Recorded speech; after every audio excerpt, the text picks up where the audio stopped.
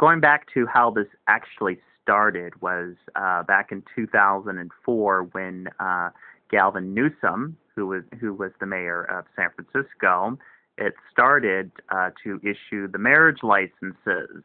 Now, I'm sure you were there during that time. What was that experience like? That was like? very exciting. Very cool.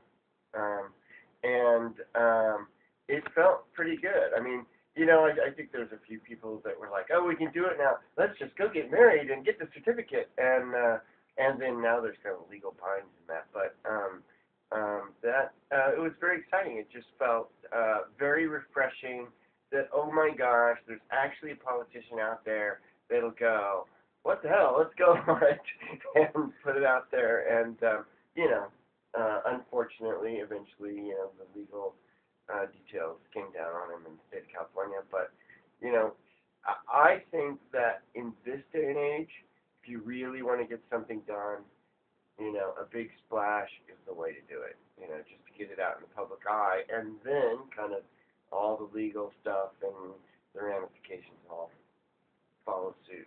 But that's a great way to get it started. Forever will that date be there, you know. And Portland was starting to do that as well. And it was successful. Unfortunately, that was overturned as well. But then Washington State, there was a bunch of people that went to the county office to try to get a marriage license, and they were denied. So they ended up doing a lawsuit. And see, I don't know the details. But unfortunately, after that, they ended up switching the whole constitutional guidelines, saying that it has to be between a man and a woman. In Washington, here? In Washington, yes. But the good news is that referendum of '71, which was the maintaining of the domestic partnerships, that passed by a vote. Right. So, in regards to domestic partnerships, don't you think that domestic partnerships is doing very well in regards to statewide in regards to voting? I do. I do. Yeah, this whole public vote thing, though, I don't do many cheers for that. I mean, that's what this federal judge said in California. You know, the outcome of this vote is really irrelevant. No one can do anything that's unconstitutional. Right. And so, kind of puts it out there that these votes shouldn't be occurring in the first place. Right, right. I think all the debate and all the education, all the whatever needs to happen, just so it comes to the surface of people's eyes. But yeah, you know, I suppose I learned my piece of judicial education when, you know, they started debating this and made perfect sense. And I know it's always been there, but it just shows you how much history I had in high school or whatever. But this is a when it comes to human rights, no one gets to vote what people's human rights are, and it makes perfect sense. I do want to bring up something about kind of the schisms in our demographics on this issue, and I've always had a little bit of beef with some other minority groups about supporting other minorities, and there's I guess been some debate as to how much or how severely the black community and black voters played a role in this vote, not just in California but in other states. And yes, on the surface, it's frustrating when any Democrat votes no on a civil rights question, and that goes for a Democrat of any race. So against the platform, it's maddening. But I read something interesting that there's also something going on where some black gay people are not all on board with the marriage movement because some of them apparently see it as a white gay person's agenda. Now, how they've gotten that perception, I don't know. You know, if marriage rights are granted to gay couples, it wouldn't be to just white gay couples. So I'm not sure how much that's out there, but now that I've read that, it's gotten me thinking, is that going on? And I don't have a lot of black gay friends, so I might start polling. So that might be a good thing. And yeah, and I haven't heard that, so I would be interested to hear. So if you are black and you're gay, please contact Ryan. Do you care about marriage equality. Yeah, or if there's, are there any feelings that somehow that is a, right, or somehow white person agenda, or maybe it's a class agenda kind of thing. Yeah, I could see that maybe there's something going on out there with that. Of course, I mean, that's always going to be an issue with anybody, any race of person who is less educated. They're not going to be an advocate, you know, if you're... Right.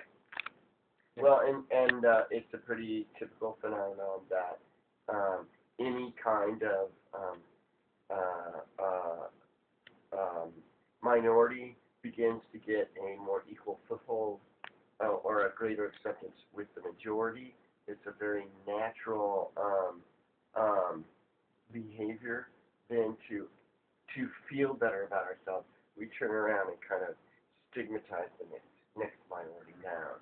And, you know, it seems so clearly manipulative sometimes when, like with the gay marriage thing, when certain church groups will, like, lobby, like, say, the African-American churches, you go, they're trying to steal your rights, and it's such a firestorm of bullshit, they say that. But, you know, and then you see these whole groups that jump onto it, and you're just like, oh, help, education, please. But, you know, in some ways, we've done it in our own community, not understanding, say, lesbians, you know, gay white men kind of get a foothold, and we're not bringing the lesbians along, whatever you want to say, or even with the transgender, you know, there are times we've been screwed up. We don't know, we haven't included them like we should. And it's a very natural phenomenon, but, you know, really helpful if we can try to. I agree. It's upsetting when I hear about stuff like that. Yeah. So it probably exists more than I'm even aware of. Yeah. Not interdenominational, but inter-minority group views and tensions. Yeah. And I've been, these days, I've been trying to emphasize that diversity is, celebrating diversity is not just for us. Celebrating diversity means we get to celebrate everyone. So please don't feel excluded. Come on, let's go party. Let's go party. Celebrate diversity, yeah. Because that includes everybody. Well, I wanna say one last thing about Prophet, speaking of inter-minority group tension. So I know there's plenty in the GLBT advocacy group community who are skeptical about bringing a federal lawsuit at this time. Right. With there being such a conservative bent to the court. I've got to think, though, that these two attorneys who, you know, Ted Olson has argued something like 60-some cases in front of the Supreme Court and won more than 3/4 of them. Mm-hmm. They must know something that we don't. Right. Or I wouldn't think they would just roll the dice. Right. That's true. Especially when they were on both sides of the fence for the longest time. And then they said, you know what? Even though we don't see eye to eye about gay marriage itself, we're clear, both of them are clear, that the legality of it and, you know, the institution of marriage being supported equally by government, not by the church, but by government throughout history, that this seemed to be, state-sponsored discrimination needs to go. That's right. They must miss. Well, they joke. David Boyd says, "Well, I'm going to get the 4 judges that voted for me in Gore, and he'll get the 5 judges that voted for him for Bush." There you go. 9-0. Right. I think it's 2 of those people are gone now, but still, that's still. We'll take a 7-2 ruling too. Yeah. We're probably looking at